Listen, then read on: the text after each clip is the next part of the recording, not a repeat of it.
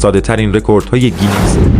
بیشترین تعداد سیدی روی انگشت. سیلویو سابا در سال 2015 بالاخره فهمید که آن 247 سیدی که در گوشه اتاق انبار شده به چه دردی میخورند. با قرار دادن 247 سیدی روی انگشت اشاره، رکوردی به نام خودش ثبت کرد. بیشترین تعداد تیریشرت. اد هاستینگز در سال 2019 با پوشیدن 260 تیریشرت توانست یک رکورد جهانی را به نام خود ثبت کند. او برای ایست که بتواند راحت تر تیشرت ها را بپوشد مجبور بود از سایز مدیوم شروع کند و در مراحل بالاتر لباس هایی با سایز 20X لارج بپوشد. شکستن تخم مرغ با یک دست. باسمکردی با شکستن 32 تخم مرغ در یک دقیقه و تنها با یک دست رکورددار است. او در سال 2011 این رکورد را به نام خود ثبت کرد.